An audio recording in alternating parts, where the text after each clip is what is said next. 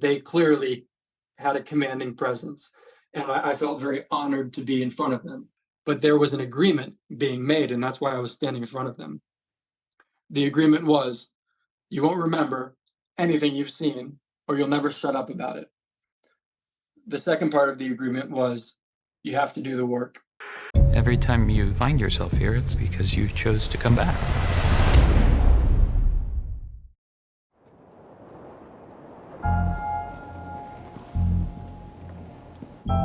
Hello, my name is Mark S. And I have, of my own free accord, elected to undergo the procedure known as severance.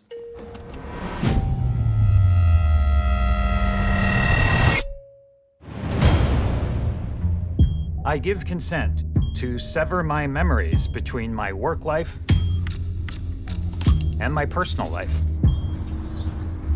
I acknowledge that once the procedure is complete, I will be unable to access my personal memories whilst on the severed floor. Say gratitude. Nor will I retain work memories. Hey! Sorry, when I return home at the end of the day. I make these statements freely. Hi, kids. What's for dinner? We warned you. About the greeting? You were kidding. We hate it. How many reasons did we come up with? 8. Good morning. Hi, Mr. Milchek. Mark, could I have a word? Petey is no longer with this company. I'm sorry, Mark. You guys were one of my favorite office friendships. What happened? We'd love to tell you, but unfortunately, non-disclosure policy forbids. I confer upon you the advanced role of department chief. Congratulations. A handshake is available upon request. Thank you. May I have a handshake?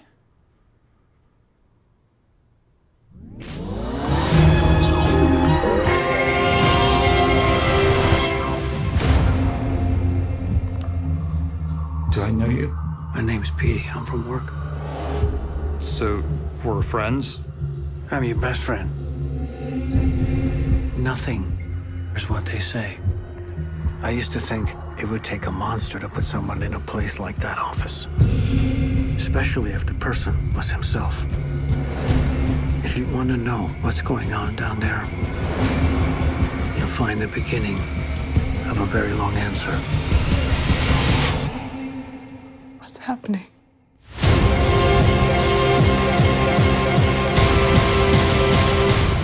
What is it we actually do here? It's important your eyes be kind. Do you know how to make your eyes kind? On a beautiful day.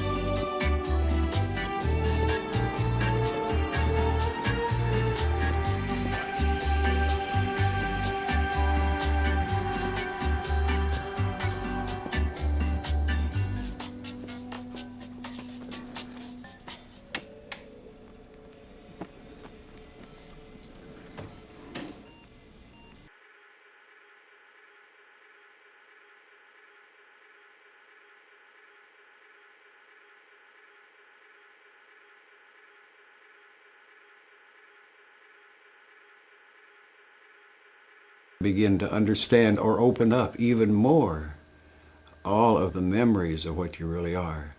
And one of the things that occurs then, of course, is that you begin to finally make contact with all of the memories of what you really are. And one of the things that occurs then, of course, is that you begin to finally make contact with what the psychologists call your ish, your inner self-helper. We have also another thing that's come up that deserves broad scientific treatment, and that is, we call it phasing. That this mind consciousness that we have is in full phase. Let's say, hopefully, as I sit and talk to you here, that all of my consciousness is involved in doing this. If you are daydreaming or you're, quote, absent-minded, a part of your consciousness is not here, a very significant part of it. And so if you think of those being phases, that 90% of your mind consciousness is here at this moment, and there's a flicker, and a part of you is phased out of this.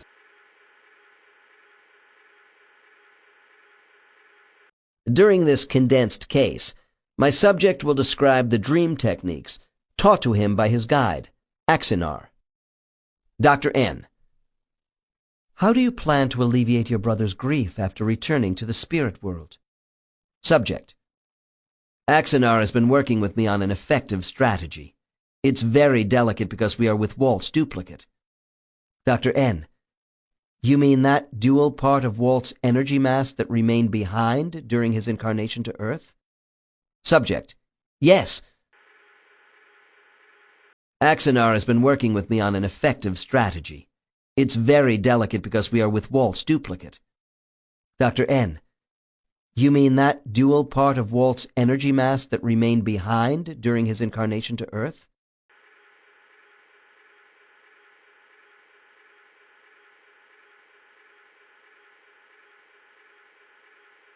In discussing the energy form of any soul, my first question is, how much energy was left behind in the spirit world before the current incarnation? This question has much to do with the activity or passivity of the soul. There are souls who shed their body form completely at the moment of death. However, many souls with physical and emotional scars from life carry the imprint of this damaged energy back home.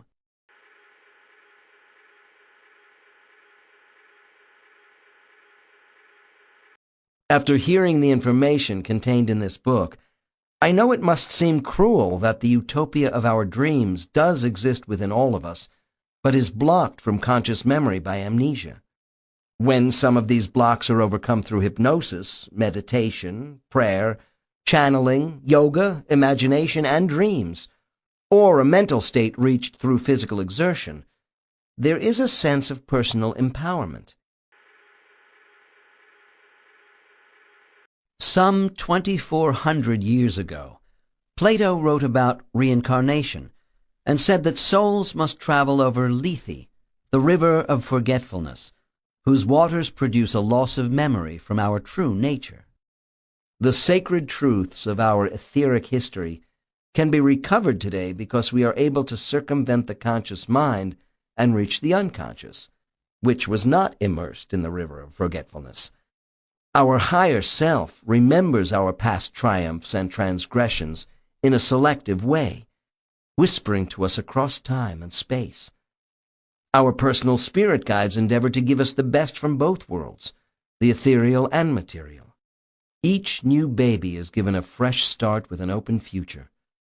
Our spiritual masters wish to produce karmic opportunity without the constraints of our knowing those pitfalls we experienced in former lives. Our spiritual masters wish to produce karmic opportunity without the constraints of our knowing those pitfalls we experienced in former lives.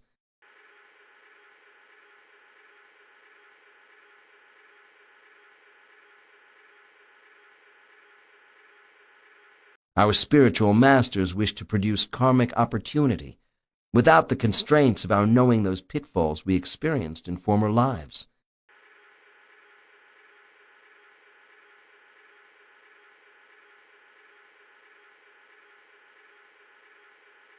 And when I say I, this I was not the body, this I was kind of a subtle personality. And the subtle personality itself was of the nature of a blaze. And so it was like what this I, what this identity was, is something like a blaze within another blaze, or an aspect of a larger blaze. Then I blinked to another environment where I was like above the blown up truck, and I could see it down on the desert. I could see it as a solid truck, and each of us in it, there were 4 of us in it, each as, you know, as people, but I could also see the whole thing as kind of energy, organizations of energy. And I was with 2 other beings here. One was like an old friend of mine, and we were really goofing around. We were playing around with my injuries. So we were giving me different injuries, and then we would see like this little hologram of the rest of my life, which we thought was hilarious. Like, you know, oh, chop off her arm and see what that, you know, put some shrapnel in her brain, and it's not funny. No, not funny at all. But it was hilarious then. We just thought we were really funny.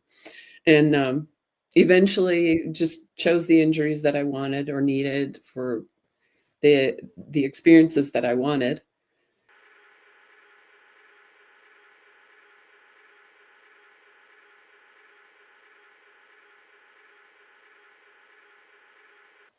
What exactly is the whole self's idea of fun? Well, getting blown up was one idea. Or the whole self certainly made use of that. Maybe I created that, going to a war zone. Getting blown up, right?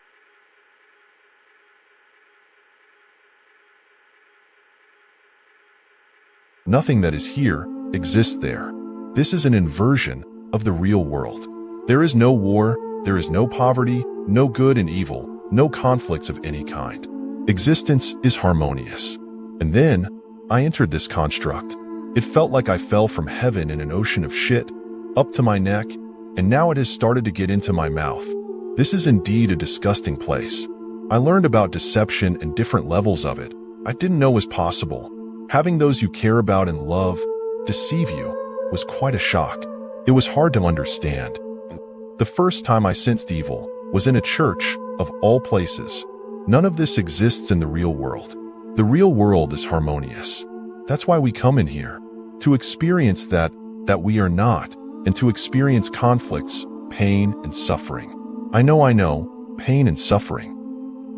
Look inside this world and tell me what you see. Constant conflicts, constant drama, because our people demand it, and the Matrix is obliged to provide. Negativity sells. Our people are attracted to drama and conflicts, like flies to shit. They love it. I, for one, do not. I like my existence harmonious. This world looks very different from the outside, from an infinite perspective. It looks like a microscopical anthill, with ant problems and squabbles. If I connected you to a virtual game and hook up your nervous system to the game, that game will feel so real. Taking an arrow to the knee would hurt like a bitch. This video is not to convince anyone that this is a game. I am just laying out my case. Nothing is what they say. I used to think it would take a monster to put someone in a place like that, especially if the person was himself. Do you really think infinite, unlimited, eternal beings, creators of realities, were tricked into a simulated trap by our creations? NPCs? Really?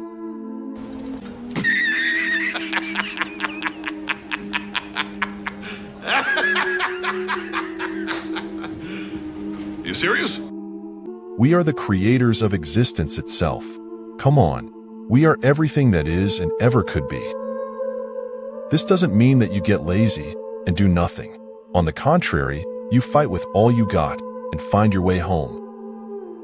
I have heard others in the past say that beings are lining up to come in here inside this construct. I always found it absurd. Who in their right mind wants to come here and play this stupid game? Apparently, we did. I didn't want to make a video at first because I didn't want to ruin other people's gameplay. But after a while, I thought that if I do this, I might get kicked out of this stupid game. My character would have a sudden heart attack and drop dead. The end. And I go home.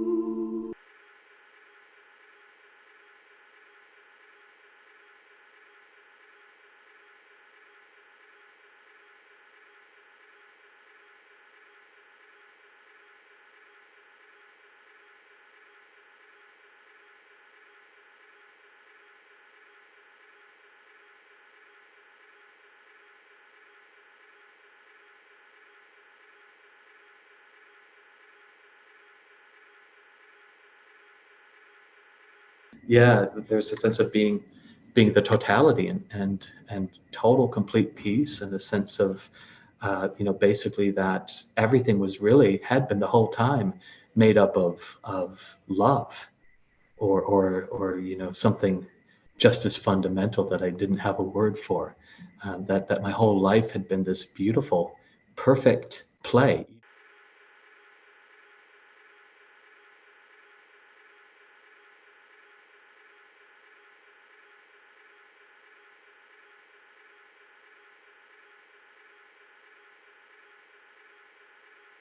That my whole life had been this beautiful, perfect play.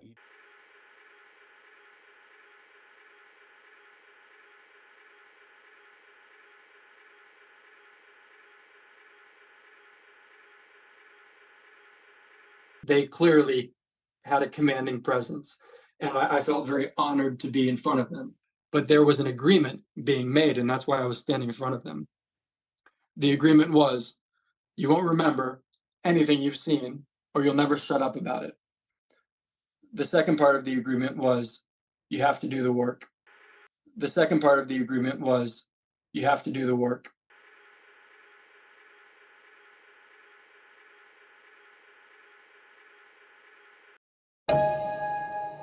Mr. Scout. I know you're still weighing whether to return to Lumen. But the Mark I've come to know is happy. Hello, is anyone there? Is the board on?